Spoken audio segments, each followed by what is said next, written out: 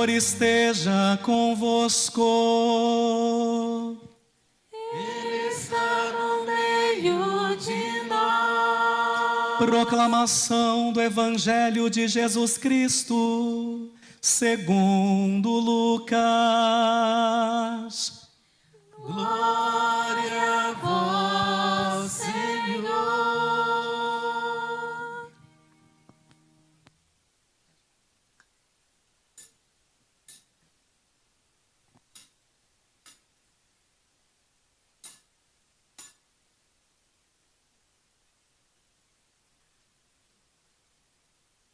Naquele tempo, os chefes zombavam de Jesus, dizendo: a outros ele salvou, salve-se a si mesmo, se de fato é o Cristo de Deus, o escolhido. Os soldados também caçoavam dele, aproximavam-se, ofereciam-lhe vinagre e diziam: se és o rei dos judeus, salva-te a ti mesmo. Acima dele havia um letreiro: este é o rei dos judeus. Um dos malfeitores crucificados o insultava, dizendo: tu não és o Cristo? Salva-te a ti mesmo e a nós. Mas o outro repreendeu, dizendo: nem sequer temes a Deus? Tu que sofres a mesma condenação? Para nós é justo, porque estamos recebendo o que merecemos. Mas ele não fez nada de mal. E acrescentou: Jesus, lembra-te de mim quando entrares no teu reinado. Jesus lhe respondeu: em verdade eu te digo, ainda hoje estarás comigo no paraíso. Palavra da salvação.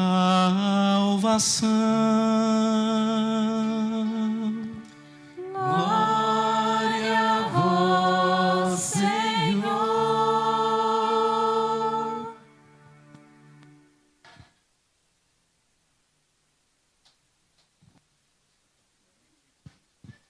Queridos filhos e filhas da igreja, para que nós possamos mergulhar ainda mais nesse sublime mistério de Cristo, Rei do Universo que estamos celebrando, quero lhes propor, como de costume, uma singela, porém profunda alegoria.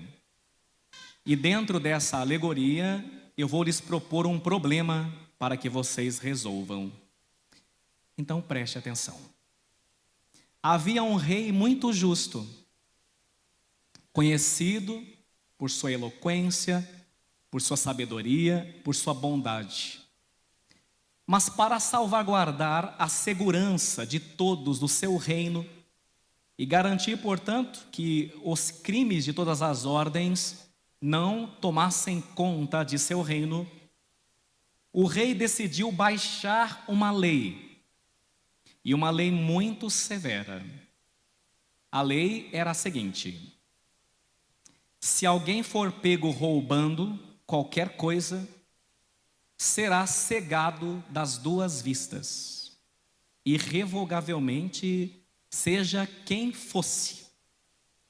O povo estranhou a lei, mas lhe obedeceu.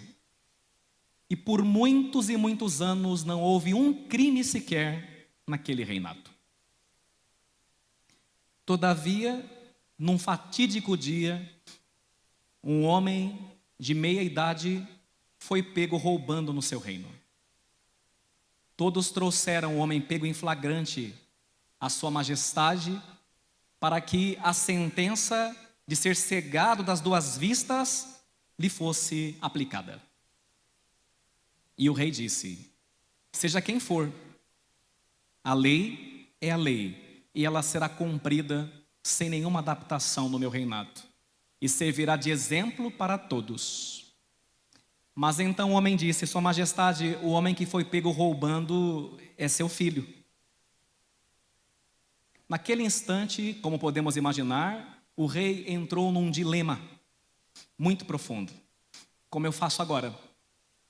Opção A: se ele não punisse seu filho, perderia para sempre a moral e o respeito do seu povo, além de se declarar um rei injusto que, como nossos governantes, costuma governar com 2 pesos e 2 medidas, porque é aquilo que a gente mais vê no mundo, o famoso tráfico de influência. Opção B. Aplica a lei. Cega seus 2 filhos, pois afinal de contas a lei foi o Senhor mesmo, Sua Majestade, quem a sancionou. E assim será temido pelo seu povo, será respeitado, mas jamais será amado. Será visto para sempre como um rei cruel, que não tendo se apiedado de seu próprio filho, como é que vai ter misericórdia de seus súditos? E aí então eu te jogo um problema. O que é que você faria? Não precisa me responder com a voz. Se fosse seu filho, você o cegaria dos 2 olhos? E se você não o cega, quer manter a moral, o respeito como? Qual é a opção? Não precisa me responder. Opção A, opção B. Mas esse rei, eu acho que eu não cegaria meu filho, nem que eu passasse por covarde. Mas esse rei, para surpresa de todos, criou a opção C. Você pode imaginar qual? E a opção C foi a seguinte: eu mesmo sancionei a lei. Quem quer que cometa tal delito será cegado das 2 vistas. Não posso perder a credibilidade para com meu povo e não posso ser para eles um mau exemplo. Todavia, não sou capaz de fazer isso com meu filho, que tanto amo. Então o rei, na frente de todos, para espanto de todos, cegou a si mesmo. A lei foi cumprida. E diz que desde então as pessoas pensavam 2 ou 7 vezes antes de cometer qualquer delito por causa de um rei tão justo. É sobre isso que nos fala a liturgia desse final de semana. Toda a humanidade caiu num pecado grave. O pecado de Adão e Eva passou a todos nós. E todos nós, sem exceção, já havíamos nascido para o fracasso, para a miséria, para o fogo eterno, para a condenação, para a escravidão. Mas Deus não poderia simplesmente fazer de conta que nada aconteceu. Porque o que havia acontecido, que é o pecado, que é a pior desgraça e doença que existe, que leva à morte, pois o salário do pecado é a morte, ele é uma coisa muito séria. Se Deus simplesmente dissesse, não, vamos fazer de conta que nada aconteceu, a cura não nos viria. E por outro lado, parecia que tudo que Deus nos ensinou não passa de conto da carochinha, não passa de balela. Mas o seu amor também é tão grande que ele disse, eu não quero que eles morram eternamente. Eu não quero que eles sejam escravizados por Satanás, porque desde o momento que nossos pais pecaram, Adão e Eva, nós nos tornamos escravos do demônio.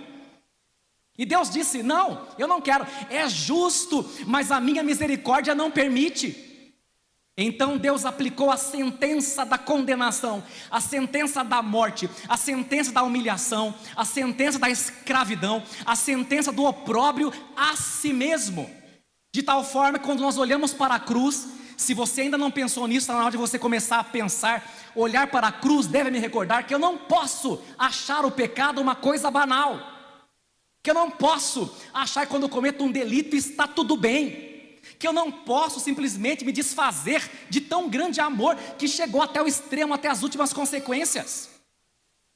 Se quando fôssemos cair em pecado, olhássemos para a cruz para ver quanto custou a nossa redenção, a nossa libertação, muito provavelmente, caríssimos, cairíamos cada vez menos nos pecados graves. E por isso tão importante e salutar que tenhamos em nossas casas, em nossos lares, o crucifixo, para que quando passar tentação por nossa cabeça, olhemos para a cruz, vejamos que os cegados não fomos nós, que os castigados não fomos nós, mas foi Ele. Eis o preço da salvação do homem, eis o preço da nossa redenção, o sangue de um justo, o sangue de um inocente. Os inimigos de Jesus o provocam para que desça da cruz, e uma curiosidade, aparece 3 vezes a mesma tentação e da mesma forma, como um estribilho. Se és o Filho de Deus, salva-te a ti mesmo. Salva-te a ti mesmo, aparece 3 vezes nessa curta perícope, isto é, nesse curto trecho do Evangelho, salva-te a ti mesmo, desce da cruz. Mas se Cristo tivesse descido da cruz, todos nós teríamos descido ao mais profundo dos infernos. Mas porque Ele não desceu, podemos subir ao paraíso, pois a cruz é a escada que nos leva ao céu. E aí então, este rei nos ensina nessa provocação, salva-te a ti mesmo. Este rei nos ensina que é salvando aos outros que a gente se salva. Não é salvando a si mesmo, não é olhando para os próprios valores, não é simplesmente pensando somente em si. É salvando os outros. Quem perde a sua vida, por mim a encontrará. Mas quem quer salvar a sua vida, perdê-la-á. É salvando os outros que a gente se salva. Às vezes você sente que a sua vida não faz muito sentido. Sabe por quê? Porque você não está salvando a dos outros. Está pensando em salvar a tua. E é por isso que você fica triste, depressivo e depressiva. Faça a sua vida ser útil para as pessoas que estão à sua volta. E salvando a vida dos outros, você surpreendentemente terminará salvando a própria. E então compreendemos um pouco melhor a segunda leitura no seu verso 13. Abram-na, por favor. Verso 13. O que foi que esse rei libertador fez para conosco? Nos libertou da égide de Satanás. Verso 13. Eu vou começar e vocês continuam. Olha lá. Ele nos libertou. Vamos lá, bem bonito. E nos recebeu. Para quê? Por quem? Porque temos a redenção, o perdão dos pecados. Então, para explicar isso melhor, eu vou contar um fato, infelizmente pouco conhecido, todo mundo deveria saber, que aconteceu nos Estados Unidos, na época da escravidão. Havia um escravo nos Estados Unidos, caríssimos, chamado Joey. Ele trabalhou para senhores cruéis durante toda a sua infância até a adolescência. Sofreu demais com chicotadas, dormia entre correntes. E agora que já era um homem feito e forte, no pleno vigor de sua juventude, tão ferido por fora e por dentro, Joey disse para si mesmo: jamais trabalharei para alguém novamente em toda a minha vida. Chega. Sendo assim, ele mesmo apanhando, chegando quase à morte de seu senhor, nem mesmo debaixo de extrema violência, o seu senhor conseguia convencê-lo a trabalhar. Não tendo mais o que fazer, resolveu colocá-lo à venda no mercado público da cidade, pois naquela época os irmãos negros eram colocados na feira e comprava-se, como se olhassem animais. Veja a que ponto nós chegamos. A que ponto nós chegamos. Olhava-se a compleição física, olhava-se os dentes e a canela, para ver se seria, segundo eles, um bom trabalhador ou não. Todas as vezes, esse é um dos capítulos mais feios da nossa história. A pessoa, Nossa Senhora Aparecida parece ser negra para a gente aprender, que somos irmãos. Pois bem, e aí os escravos eram vendidos, mas todas as vezes que passavam os compradores, o Joey gritava em plenos pulmões: eu nunca mais vou trabalhar para ninguém, eu nunca mais vou trabalhar para ninguém. E evidentemente ninguém comprava o Joey, e deu certo. Mas, um belo dia, um a um os escravos foram vendidos e ficaram 2 ou 3. E de repente, para surpresa de todos, parou naquela praça, naquela feira, uma carruagem luxuosa, bonita, uns cavalos bem cuidados. Um nobre senhor desceu da carruagem, passou pelos poucos escravos que restavam, e fitando Joey nos olhos, que não parava de gritar: eu nunca mais vou trabalhar para ninguém. Esse senhor disse: vou levar esse. Isso aconteceu, não estou contando historinha. Vou levar esse. E o Joey falou: não perca seu tempo nem seu dinheiro, porque ainda que tu me mates, eu nunca mais vou trabalhar para ninguém.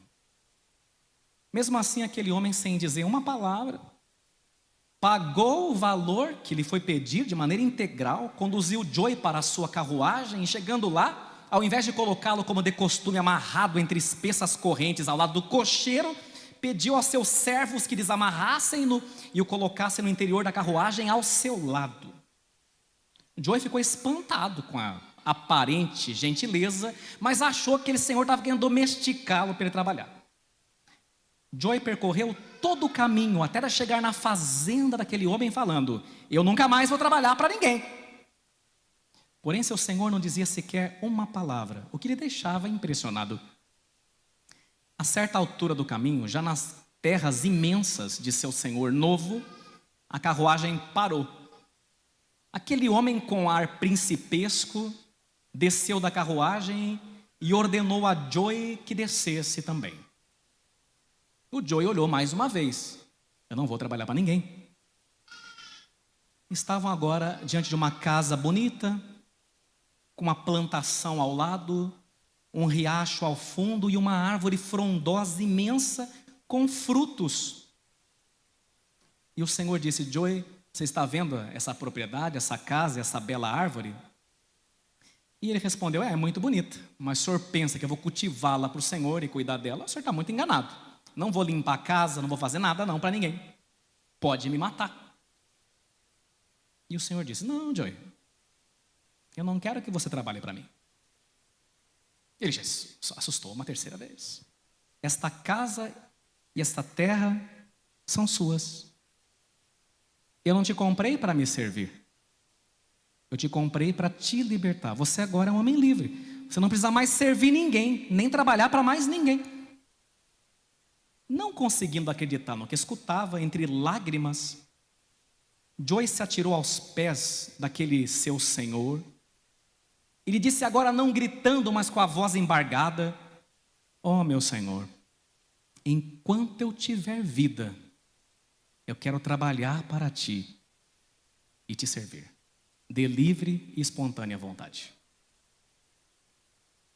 Todo mundo que entrou em nossa vida até hoje nos escravizou, nos roubou de nós mesmos, nos usou descaradamente.